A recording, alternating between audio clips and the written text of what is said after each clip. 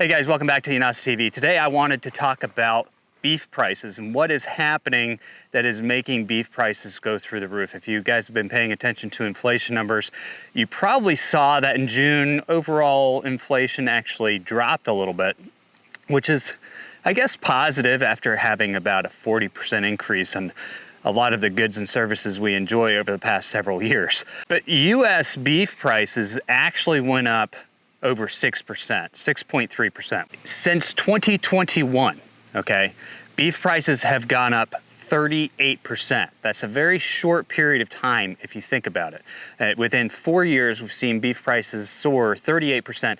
We haven't seen this type of increase in beef prices since 2009 to 2017. In that time frame, we saw beef prices jump over 70%. They came back down a little bit, and then they were pretty steady between 2017 and 2020 up until we hit, of course, COVID, and then we saw beef prices jump again, especially when we saw a lot of meat packaging companies having to shut down due to the pandemic. So it does feel a little bit, when you look at the charts, as if the increase in beef prices have something to do with the administrations. And I don't know, it could have something to do with that. I feel like we had a pretty steady, easy to manage increase in beef prices year over year between the years of 2017 in 2020 until the pandemic. But these massive swings, 70% over 8 years, 40% over 4 years, are a lot more difficult for the consumer to be able to handle. In fact, you know, it's increasing not just beef. When you see beef prices go up, it increases other protein sources like chicken and pork. And eventually, you know, the costs of the traditional proteins are going to be a lot closer to the costs of some of these alternative proteins that we've seen going on the market. And a lot of people kind of feel like maybe that's the direction that we've been heading in, is to be able to make these other products seem more attractive financially to buyers. Whatever the reason is, the point is that protein sources are all going up in price, and that's being led right now by beef. As traditional protein sources continue to increase in value, it is impacting the middle class consumer, because a lot of the funds of the middle class go towards, you know, feeding their families, paying their electric bills, and things like that. Goldman Sachs actually recently came out and advised its investors to short the middle class consumer. What we're seeing right now in the market is not sustainable. Is if they continue to let the middle class drop off, not even those portfolios are going to be sustainable. And that's going to set us up probably for a massive correction at some point in time, unless there's some sort of way we can find a soft landing. But this video is not about investments and that type of thing, unless you consider your food an investment. And I often say that you can, by investing in food now, like if you were to buy, for example, I've been talking about beef prices going up for quite some time on this channel. If you had started buying beef just as, you know, back in 2021 by the quarter, by the half, you could have offset a lot of the price increases that you've seen month over month in the grocery store. And these increases have been, you know, month over month in the grocery store. Some of you have adapted to it, some of you are reeling from it. But if you had bought beef in bulk from a local farmer, that would be a quarter cow, half cow. Some people get mad when I say the word cow. Cow in the dictionary is a generic term for cattle when you're referring to a solitary animal. It's also a term used for a female cow. So some people will say quarter beef, half beef. Same exact thing. If you invested in that bulk purchase and you had it sitting in your freezer and you're watching the market, you're talking to your local farmers, then you would know, you know, if you see a pullback in prices, to go ahead and stock again. And that 40% increase in prices wouldn't have hurt you as bad. It's a form of investing in your own lifestyle to be able to cut costs and live more affordably. And that's why I do these types of videos, to help educate you of what's actually going on, so that you can be a little more prepared in that standpoint. It also is a great way of just being prepared for other shortfalls that we may run into in the near future. Currently, as you guys know, we're looking at what they're now calling the bovine H5N1 virus. If that gets into the beef industry, this could really change a lot of things. So stocking up on beef now from your local farmer. You know, I'm not saying going to the grocery store and buying every slab of meat you can see. What I'm talking about is finding a local producer, figuring out how you can get on their list. A lot of them have lists at this point in time, 6 months, 8 months out. But you can go ahead and get your foot in the door now. And even if you got your foot in the door now, they're gonna quote you a price. In 8 months, I guarantee you the prices that you're gonna be seeing in the grocery store are gonna be much higher. So when you get that quarter cow, when you get that half cow, you've already gotten your price fixed in by the producer now. So it's a very good investment strategy, a great way to offset your costs. And like I said, I think that there are a lot of surprises that could happen ahead of us, but I wanted to talk in this video more or less what's actually happening that's causing these beef prices to go up right now. You know, some people have blamed a lot of the increases in meat prices on facility fires. Ironically, we just saw another facility fire in Minnesota. Starbuck Meats and Lockers they plan on reopening when they can, is a staple in Starbuck, Minnesota.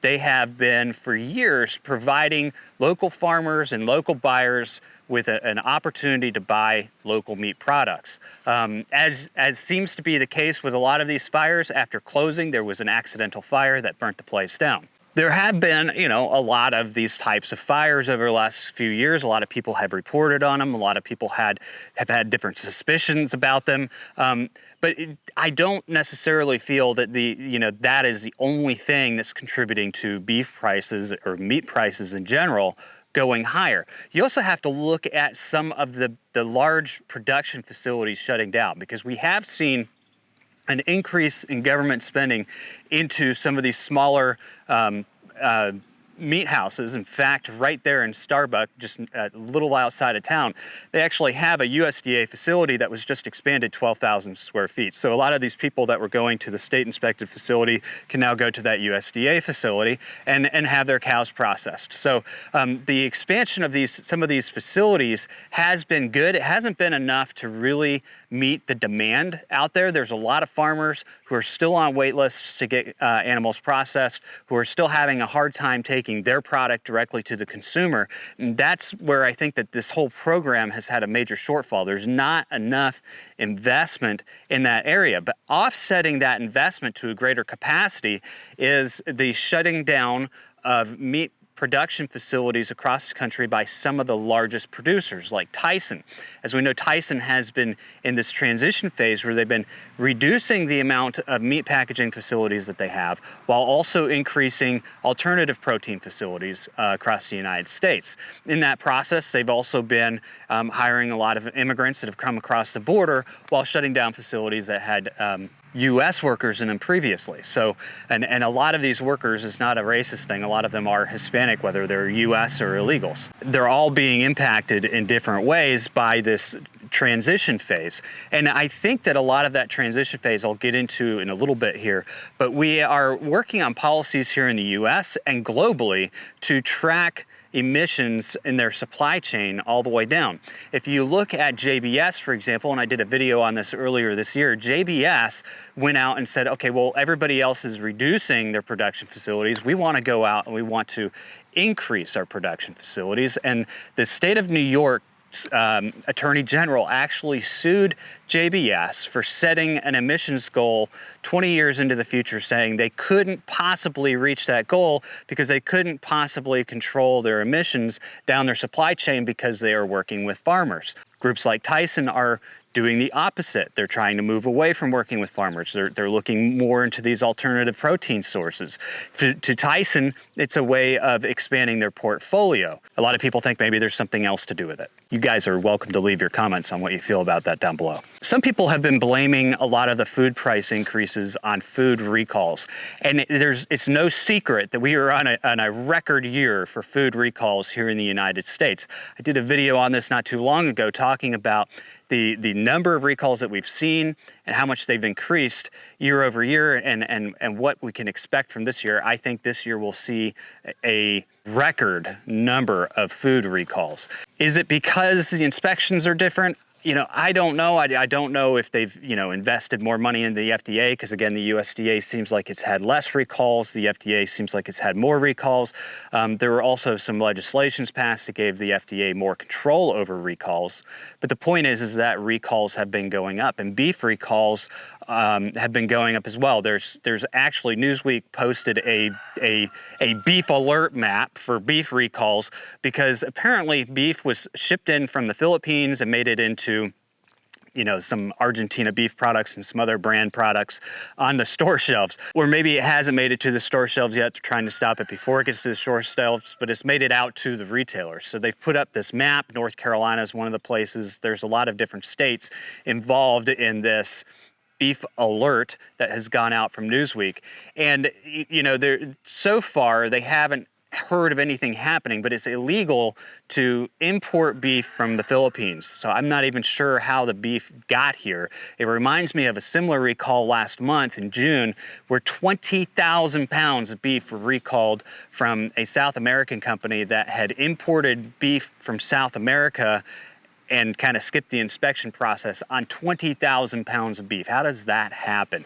But anyway, obviously when you have recalls of that magnitude across the country, it's going to offset the prices of other beef products. Why these things are coming into the U.S., aren't getting inspected, ending up out there. I mean, even the Philippines, we're not supposed to be importing meat products from the Philippines, but somehow it ended up here. And those recalls offset the supplies on the shelves, which, cause increases in beef prices. We saw over a 6% increase last month in beef prices. Publix last month also recalled beef, had foreign object materials in there. I'm wondering if that was the beef itself. I mean, this is why we really need to have the cool labeling put on these products so that Americans can understand where their beef is coming from. Because if it had the cool label on there, you'd know it came from a country that shouldn't have come into the US, or you'd know it came from a country that maybe shouldn't be shipping it to the US. For example, somebody called me racist because I said we were shipping in African beef and American beef is better. That's a personal preference of mine.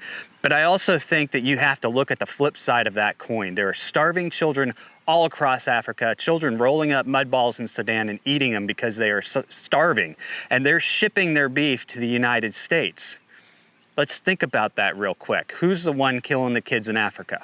And to have 20,000 pounds of beef when you have starving children at home come to the US to be recalled because you skipped the inspection process, that is shameful. Hannaford stores just yesterday, Hannaford's out of Vermont. They operate stores in Maine, kind of the New England area. I love shopping at Hannaford, actually. But it's a very nice store, if you ask me. I mean, and a lot of times you can find some local products in their stores, but they just recalled beef for quality issues. Hannaford, if you need any help finding quality beef, give me a call. I know a lot of producers. The other big factor that I see happening across the US right now and around the world really is the cost of inputs into beef prices. I think something you have to remember about what I was just talking about with starving children in Africa is that it's a very real thing that our beef industry, all agricultural commodities, are traded around the world. So it's not just policies that happen here in the US that impact the prices that we're feeling here in the US. These are policies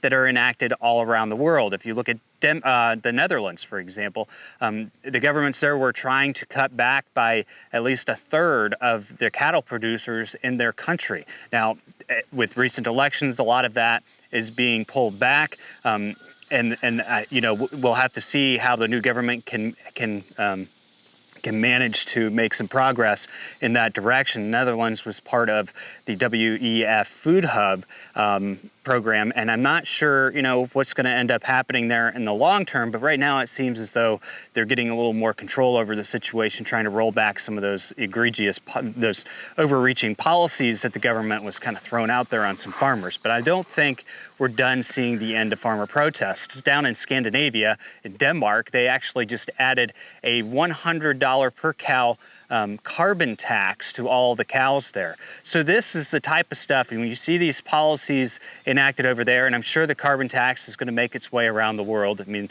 it already is when you look at these programs that are wanting to do carbon tracing, etc.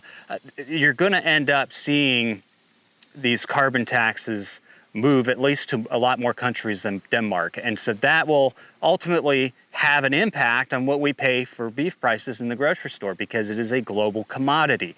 Corn is a global commodity. Wheat is a global commodity. We saw how the war in Ukraine impacted wheat prices. All of it is interconnected. So it's not just policies here, it's policies everywhere that end up impacting us here. What we need here are government leaders who are willing to go out there and stick up for, what is best for our interests.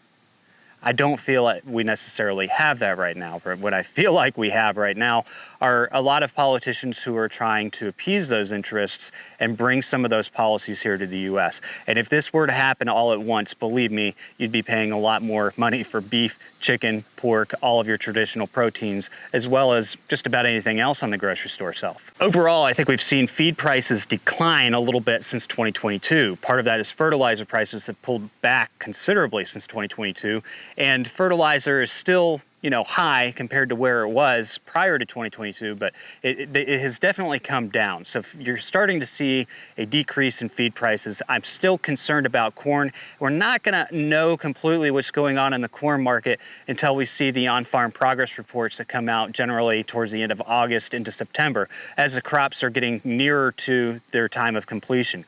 I know, living here in the South, I've seen it. You read the news articles on it. A lot of the crops, like corn in the South, have been devastated by drought. We're finally getting some rain. You can see it on the picnic table behind me, but these crops have been devastated by drought, and I'm not sure that you're gonna see great yields coming out of the Southeast this year. How that impacts the overall corn market is yet to be seen. I know that we had some late plantings going on in the north, and in the Corn Belt, there's been a lot of flooding. There have been a lot of other issues with the weather patterns this year, which has kind of been more ENSO neutral. And so to be able to get a better scope of that, we'll have to pay a little more attention to the on-farm progress report when it comes out. I do know that the USDA, as they do every single year I've reported on this, they have lowered our ending stocks for 2023 again. They have not accurately reported ending stocks since at least 2016 that I can remember. And every single year, those ending stocks end up much lower. And if you notice, they always say we've planted this record corn crop this year. It's never there. We actually have not produced that much more corn or wheat over the last couple of decades. We went through a period of time, where we were seeing this relatively solid increase in crops, those commodity crops that end up impacting the cost of feed, the cost of food on the grocery store shelves.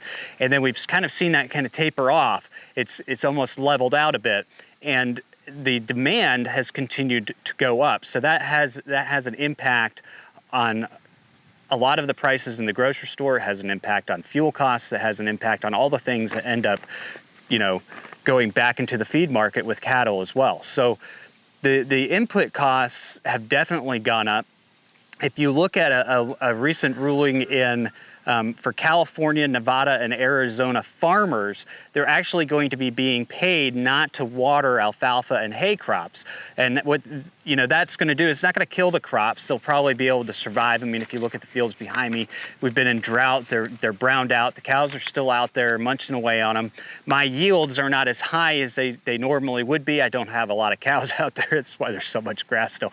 But the point is that you're going to see a reduction in quality of feed, a reduction in yield of that feed by not watering it. So while I don't necessarily think it's a bad idea, as an alternative to cutting back on the Colorado River water use, I do think that it's going to have an impact on the costs of feed for cows. But like I said, feed prices have come down a little bit from where they were. The biggest problem that we're having, and we're still having, if you look at Arizona, a lot of Arizona ranchers are having to cull their herds right now because of drought conditions. And this is more of an isolated drought condition compared to some of the more larger production states that we saw during the triple La Nina years, where drought hit a lot of the states where a lot of our agricultural goods are produced. But you haven't really seen, because it takes several years for some of these other ranches and farms to recover from those types of drought conditions, 3 years of drought conditions, that you're not seeing a herd rebuild yet. And when you see a herd rebuild, you'll know they'll start holding back cattle from production to rebuild their herds. You're not seeing that. You're still seeing culling of cows in other states where drought has been an issue. And so we're still seeing the national herd size be depleted. Right now we are at a 73-year low. That's a 3/4 of a century low in the number of herd animals that we have here in the U.S., cattle that we have here in the U.S. So that's pretty significant when you consider the increased demand of traditional protein over the years. It's still growing, regardless of the efforts to get people to turn to alternative protein sources. The demand for traditional protein is still growing, but we've had this dramatic reduction in the national herd size of cattle. For a while, pork was offset by some of the legislation coming out of California, but I think, that market is starting to level out, and you could end up seeing pork prices rise more in the East. There are a lot of things that have been impacting these prices on the store shelves that are not ending anytime soon when it comes to the factors of what would allow a rancher to start rebuilding its herds. There's also a lot of legislation up in the air. They still haven't passed a new farm bill. There's a lot of things in those farm bills that will help a rancher determine, how am I going to rebuild my herd from these drought conditions? What risks am I willing to take? And as long as that stays up in the air, I think you're going to see a lot of the larger producers holding back. I mean, we've got to have a legislation in place that tells people what's going on. And the two legislations out of the Senate and the House are very different legislations. So it could be some time before we actually see some progress there. So we're in this limbo mode in agriculture, which is going to inhibit investment, at least in the near future.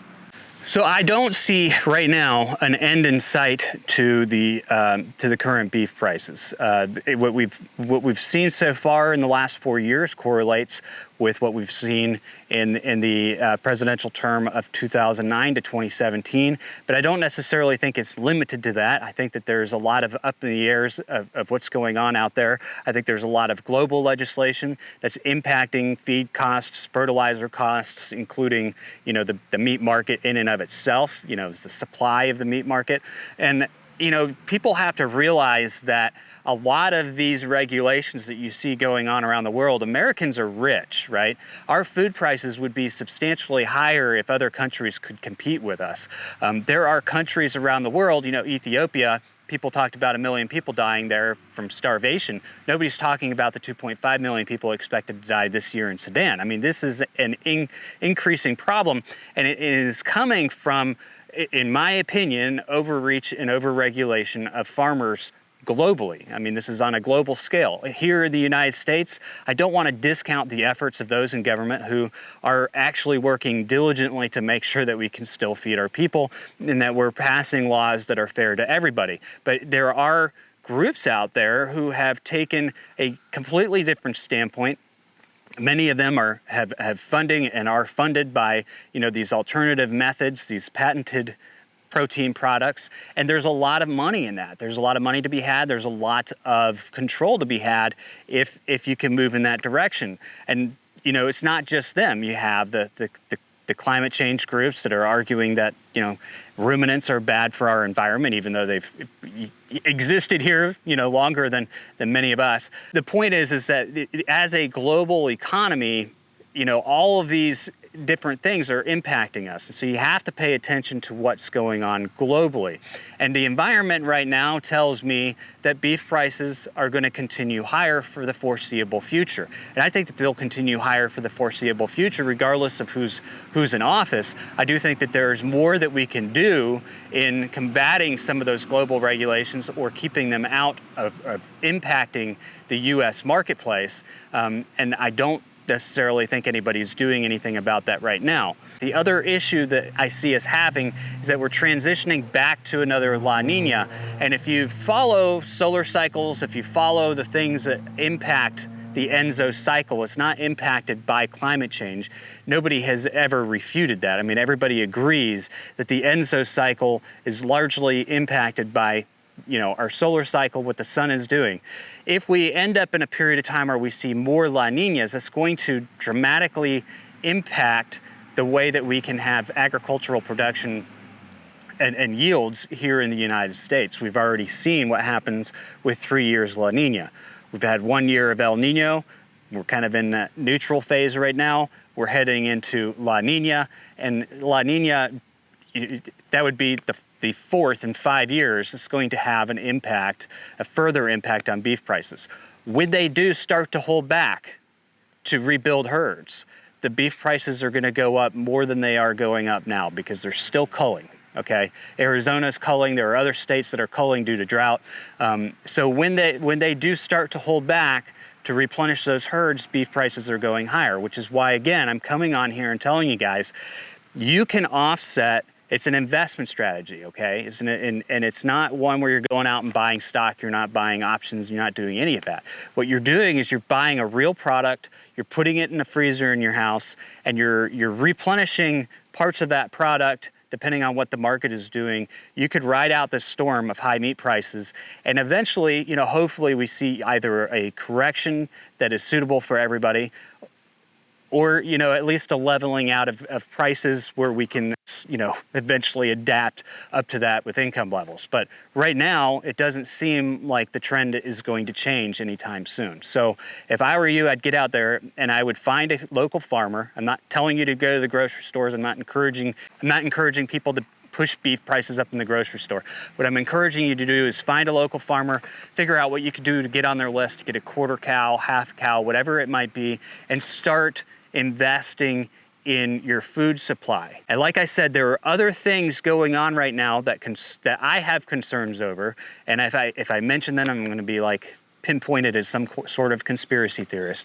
But the fact is that we have this bovine H5N1 situation going on. It has not impacted the beef market yet, but as this continues, and it has been continuing now for several years, the bird flu, this particular strand showed up several years ago and has been rather persistent.